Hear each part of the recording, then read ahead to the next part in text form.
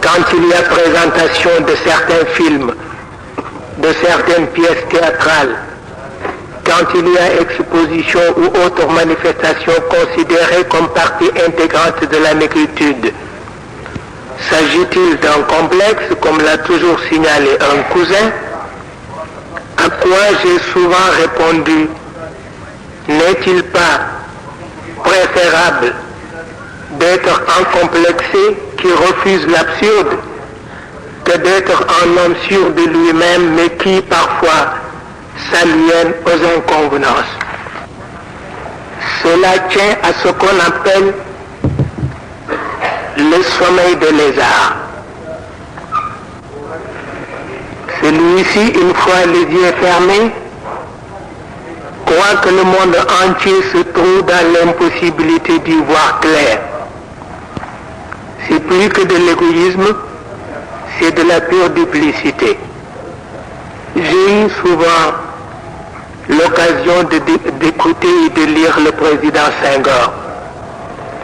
Et j'ai le sentiment que, pour lui, la notion de recherche doit obligatoirement conduire à des remèdes et non à un mimétisme. Mon père me disait un jour que la conquête finale d'un sommet quelconque, cela provoque chez l'individu deux réactions différentes. Celle de résister encore à l'assaut des vertiges qui inévitablement en résulterait, et celle de vouloir monter toujours plus haut. Cette situation ne peut être évitée que grâce à la sagesse de redescendre un peu. C'est là le sens que Senghor donne à ce petit recul où bon nombre des évolutionnistes voient un signe de régression. Il s'agit d'effectuer un pèlerinage aux mêmes endroits où la complicité des dieux et des ancêtres fait l'objet d'une commune bénédiction.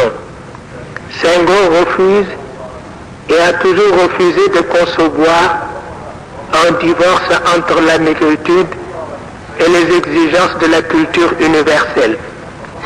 Son fameux principe d'enracinement n'a d'autre source que cela. Pour ceux qui ne comprennent pas, l'enracinement reste une attitude définitive à laquelle on s'accroche en écartant ainsi toute autre volonté de recherche, volonté sans laquelle il n'y a ni découverte ni progrès. Nous l'admettons bien sûr. Entre l'enracinement et l'élan moderniste des sociétés présentes, il y a un passage difficile, un passage où l'âme se voit souvent bafouée, où le cœur se sent martyrisé et où l'élément biologique apparaît comme une carcasse bourrée de 1000 corps sans anticorps. Mais notre Premier ministre me dit que pour éviter de tomber dans un labyrinthe, mieux vaut ne pas toujours accorder la priorité à la lettre. Je suis entièrement d'accord sur cette réflexion. En effet, l'esprit assisté dans ces tourments peut aller plus vite et plus loin que la matière. Mais les malheurs et qu'il ne dispose pas encore des moyens d'expression adéquats à l'édition de ces découvertes. C'est peut-être là une grâce qui le met à l'abri des curiosités malsaines, car il y a des découvertes qui résisteraient mal à la cruauté et aux manières fantaisistes de ceux qui se disent chercheurs, alors qu'à vrai dire, ils ne sont que des comploteurs. Jean-Jacques Rousseau est de cet avis. L'esprit a toujours considéré la fiction, même moralisante, comme une source de mensonges, ce qui est à la base de sa décontenance et de ses errements. Cela signifie-t-il que l'homme est appelé à vivre loin de toute fiction? Après tout, ne sommes-nous pas tous plus ou moins des menteurs accrédités? Serigne Alioune Gueye de Tivaouane nous dit que le mensonge commence là où doit entrer en vigueur une promesse tendant à faire taire un enfant qui crie « Calme-toi et je t'apporterai la lune ». Mon père lui répond « L'essentiel est qu'il se taise, car la lune est toujours là à la portée de tous ». Il n'y a donc ni réalité ni fiction. Seul le résultat compte. Mais Serigne Alioune, dont on connaît la rigidité dans ce domaine, souligne la forme plus ou moins utopique d'une telle proposition. Spéculation dialectique, aurait dit un marxiste. Il reste à trouver une logique appropriée à la propagation d'une vérité agissante et profondément humaine. C'est ce que s'efforcent de réaliser nos apôtres, les apôtres de la négritude. L'on sait que les Chinois s'enorgueillissent d'une chose, qu'ils ont découvert un système de pensée ayant le propre de faire d'un valet un porteur de bonnes nouvelles, un propagateur dont le rôle est de s'interposer en médiateur chaque fois que les circonstances l'exigent.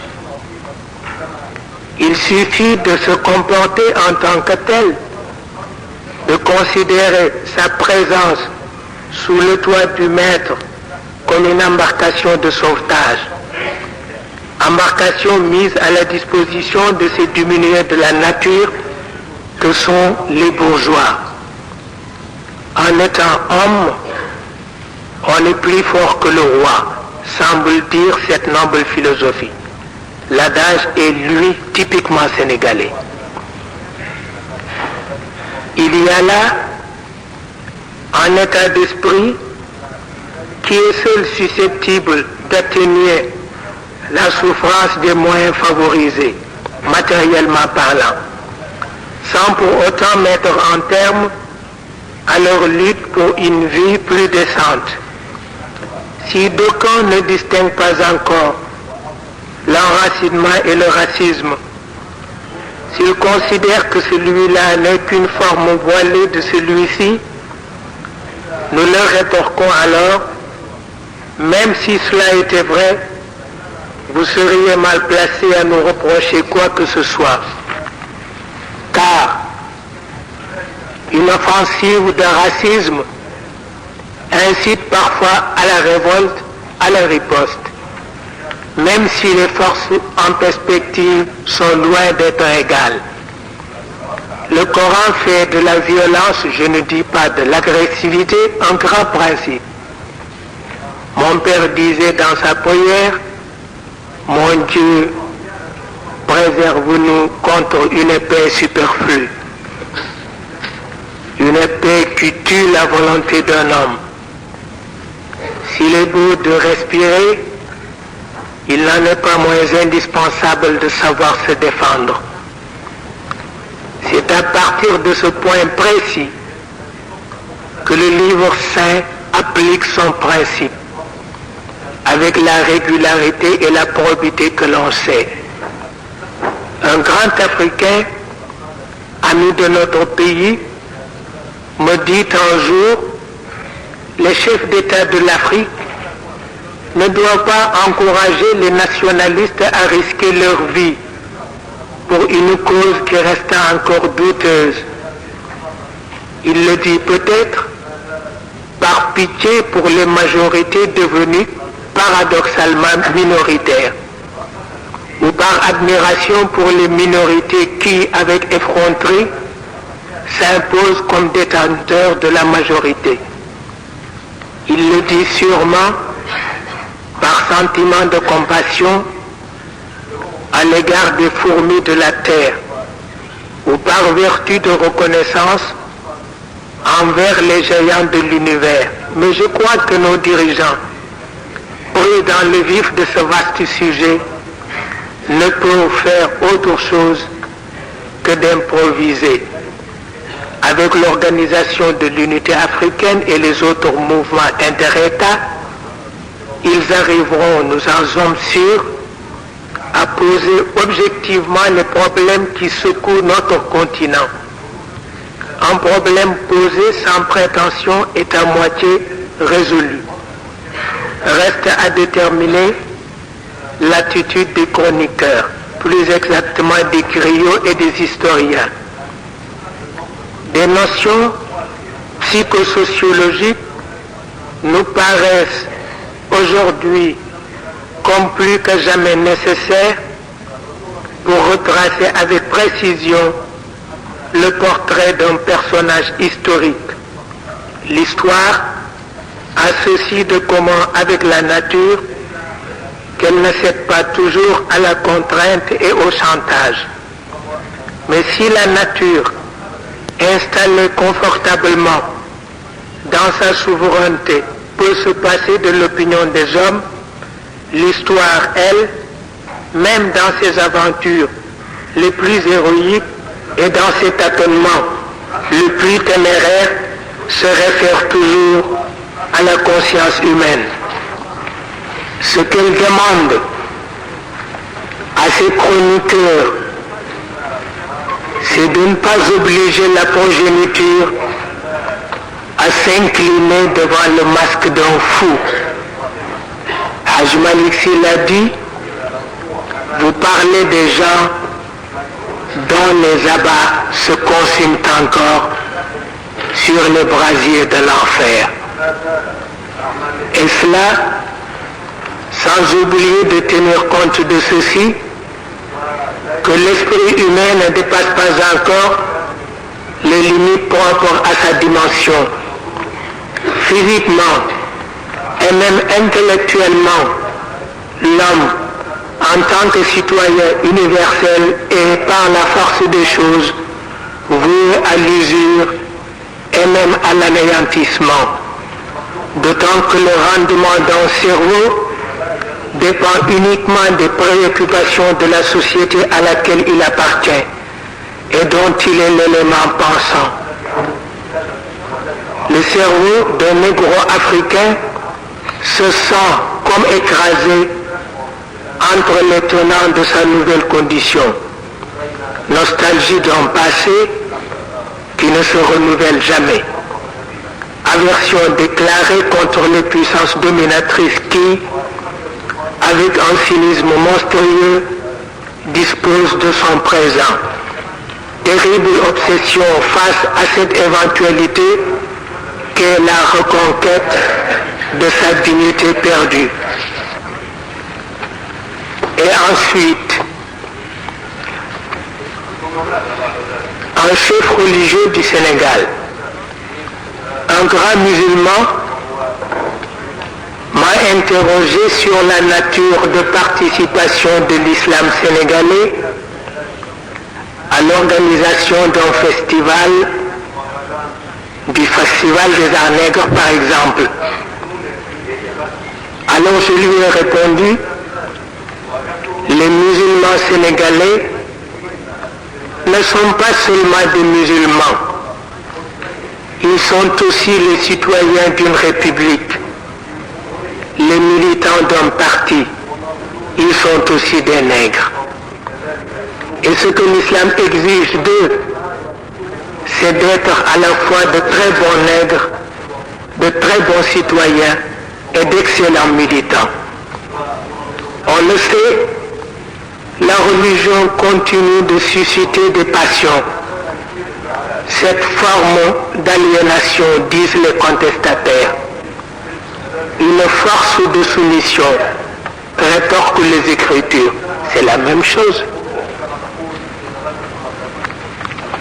Pour un révolté, c'est une forme d'aliénation. Pour un sage, c'est une force de soumission.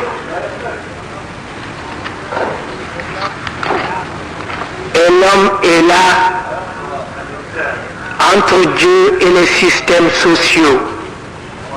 Et pourtant, sa tâche primordiale reste d'être agréable à Dieu, ce qui n'a rien à voir avec les systèmes sociaux, consacrés ou non, et dont la finalité est d'humaniser, de dynamiser l'existence d'une espèce qui se veut noble et réaliste.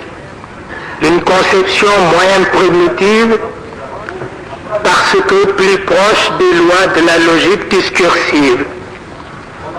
Il s'agit, en parlant de système, d'un domaine tangiblement explorable où l'homme se sent chez lui avec son orgueil, avec ses caprices.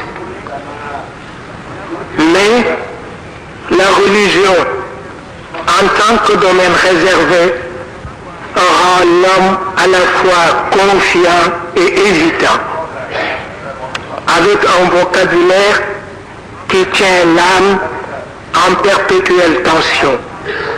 Il n'y a que les cancres qui y réussissent, c'est-à-dire les bêtes de la divinité.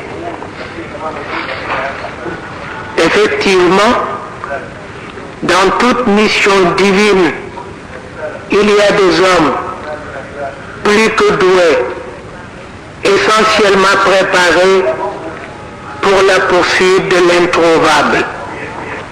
Il s'appelle Abraham ou Moïse, cela nous est éperdument égal.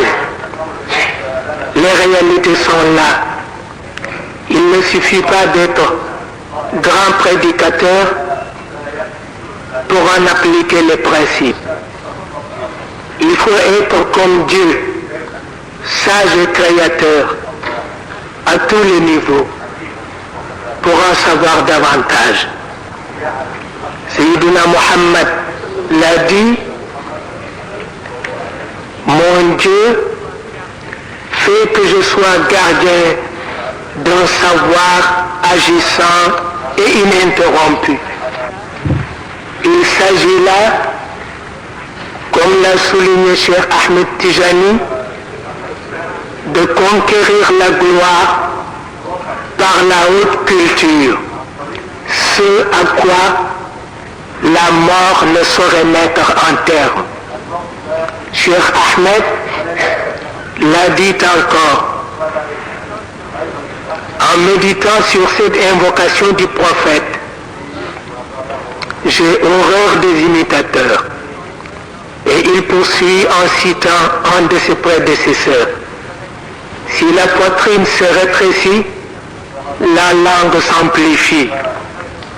Là où l'éloquence n'est qu'un simple ornement, où l'efficacité fait figure de nature morte. Ce que l'islam a réalisé comme progrès, ce qu'il a obtenu comme élément d'ascension dans ce domaine, est unique au monde, parce que bénéficiant des apports des autres religions révélées. Et ceci, tant sur le plan d'une foi pure et parfois intellectualisée, que sur un autre plan, celui de l'amour converti en une sorte de nécessité sociale. Sayyidina Muhammad ne pouvait procéder autrement. Faire reculer un peu plus loin les limites de la volonté humaine afin que celle-ci soit en mesure de fraterniser avec les réalités de l'au-delà, sans pour autant se désintéresser de l'autre côté de sa mission, celui qui consiste à exiger des éléments de la nature un sens plus conforme à la noblesse d'un verbe reçu avec autant de solennité. L'islam refusait de se passer d'une telle expérience, faire de sorte que l'homme ait la possibilité d'épouser l'infinitude des horizons, avec comme dot son front et son cerveau, quitte même à considérer les réalisations artistiques de la matière comme ayant appartenu à une enfance déjà lointaine. Sayyidina Mohammed n'a jamais été contre les œuvres d'art, mais il s'était assigné un objectif moins encombrant, moins désinvolte peut-être, mais combien plus élevé. Objectif dont lui seul était capable de déterminer les contours. Aux autres de s'occuper des autres choses, si cela leur fait plaisir et si cela leur paraît salutaire. Bagdad et Andalousie auront suffisamment de loisirs pour en abriter les différentes formes.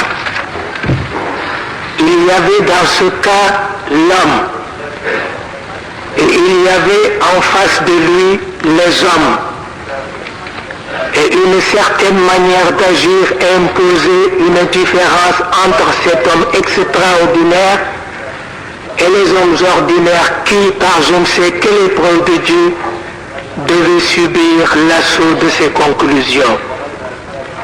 Au lieu de désapprouver les marchands d'art, les artistes, l'islam préfère leur inculquer une notion nouvelle, tendant à découvrir puis à guérir cette maladie de la spiritualité qu'est l'amour que certains prétendent éprouver pour l'art. Et pour découvrir et guérir cette maladie, il a adopté une méthode, celle qui fait progresser l'homme dans la voie de l'émerveillement, puisque de la plateforme de cette nature morte, il le conduit directement au chantier d'une nature pleinement vivante, en attendant son prochain anéantissement, là où se dresse majestueux le royaume de la transcendance, royaume auquel appartiennent les âmes. Saisir Dieu à travers les signes, nous dit le Coran. Mais dans cette marche vers l'émerveillement, toute transmutation artistique n'est que spéculation. La limpidité de l'eau du fleuve vous fait voir le reflet d'une étoile, et c'est à travers l'eau que vous saisiriez l'étoile.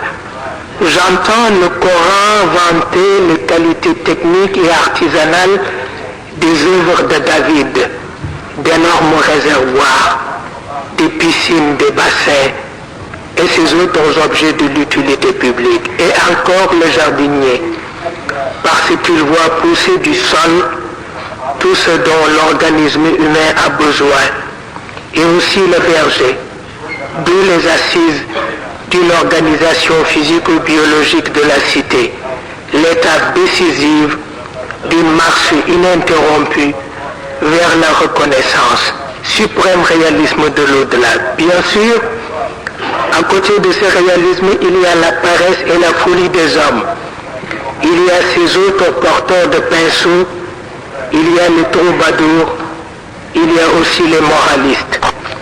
Il y a surtout les robots en face d'une société molle et sans fondement. Une société dont le drame est d'avoir ignoré la philosophie de l'effort et l'exégèse de l'ardeur du soleil. C'est dans l'effort et sous l'ardeur du soleil qu'un homme digne de ce nom chante la gloire de Dieu. La religion a-t-elle un autre sens que celui de suivre Dieu dans sa conception d'agir? Et c'est là la primauté de son enseignement. Il ne demande jamais ton avis. Il sait ce qu'il fait. Ta naissance comme ta mort est toujours et selon un procédé qui lui est propre, l'effet d'une surprise. Celui qui ne demande l'avis de personne doit être considéré comme prioritaire en matière de juridiction. Veux-tu manger, boire, te soigner, t'instruire, faire ton devoir vis-à-vis de Dieu et de ton prochain, en un mot, communier avec le surnaturel en passant par le naturel. C'est là toute la sagesse de cet enseignement hors série. Après quoi, tout superflu doit être mis à l'écart. Et le verbe de psalmodier, contre cette objectivité, il y a les mille malices du démon. Hors de Dieu, il n'y a rien. Quoi? Une fortune qui refuse sa parcelle de la tombe, qui se laisse enfouir dans le coffre d'un héritier, en face de l'appel de Dieu, il n'y a plus de choix. Précisons que l'Occident a un rôle important à jouer dans la réorganisation de la dignité humaine.